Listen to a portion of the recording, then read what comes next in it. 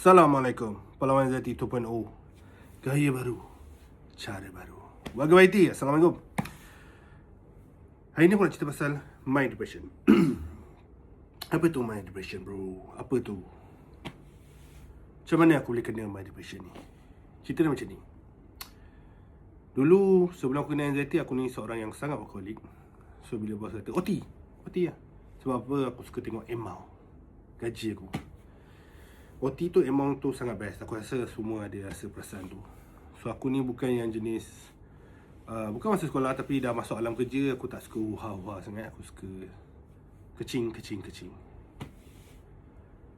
Bila kena anxiety, kau dah kena psikosomatik, kau dah kena panic disorder, kau memang dah sah ada anxiety, kau memang dah ada agorafobia yang aku cerita.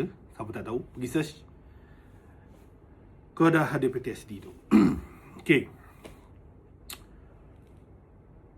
benda tu dah berlarutan. Aku buat rider. Bila aku buat rider ni, aku pula dah kahwin. Dia tak kisahlah aku rider ke, aku kerja tempat lain ke, kerja company ke, aku takut dua ni juga. Aku tak nak cerita pasal vertigo apa semua. Nanti tu aku akan cerita. Tapi aku cerita apa yang aku rasa ni dulu. My depression ni teruk, bro. Walaupun dia smile. Bukan smile, mild. Bila kau dah kahwin, kau dah ada anak, kan?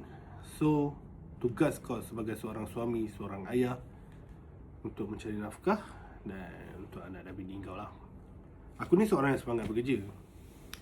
Sejujurnya lah, kau nak suruh aku MC pun susah, cuti pun susah. Itu aku sebetulnya. So bila aku tak boleh nak bekerja, so bila dah ada semangat untuk kita keluar, cari duit, cari nafkah, kan, tiba-tiba ada gangguan psikosomatik tu. Tak best, bro. Kau akan rasa down. Kau dah mula rasa tampar muka kau. Kau rasa tumbuk dinding. Kau rasa nak hentuk kepala kau dinding. Tapi benda tu semua dah buat dah pun, kan. So aku rasa macam aku murung, berkurung. Tubuh makin susut menunggu tari luput. Standard. Berkunci, duduk dalam bilik. Aku rasa macam aku tak berguna. Suami yang tak guna, ayah yang tak guna.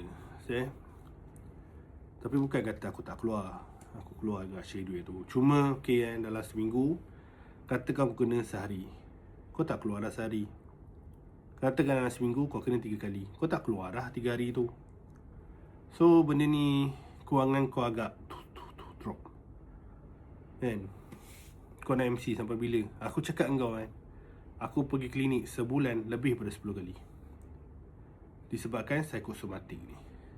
Tak tahu psikosomatik ni apa? Pergi tengok balik video aku. My depression ni, bro, bukan benda main-main. Kepada bro, kepada sis, kepada makcik, kepada pakcik, kepada adik, kepada kakak, please tolong rawat. The first thing, bukan rawat tau, tapi jangan give up. Bila kau give up dalam depression, bila kau give up, macam mana kau nak cari perubatan? Macam mana kau nak cari kekuatan kau?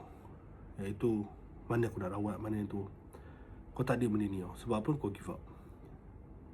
Psikosomatik, anxiety, panic disorder, takut mati, depression, kau dah murung, bro. Kau nak mati, matilah. So itu yang bahaya, bro. Kau pergilah tanya ChatGPT. Kau cakap, aku dah tak tahan ni, aku nak bunuh diri. Dulu. Kau tanyalah Gemini, kau tanyalah mana-mana AI pun. Kau tanyalah kawan-kawan kau, kau tanyalah doktor sekali pun. Jangan give up. Serius, jangan give up. Teruskan, tekadkan usaha kau. InsyaAllah kita boleh sembuh. Aku dah sembuh ke? My depression aku, insyaAllah aku boleh cakap buat masa sekarang, Alhamdulillah tak ada dah. Cara macam ni, main depression ni senang nak rawat. Tapi depression ni macam mana? Dia ada step yang aku akan cerita kat korang sebenarnya. Anxiety tak dirawat boleh kena depression. Depression tak dirawat boleh kena gila bro. Schizo lah bro.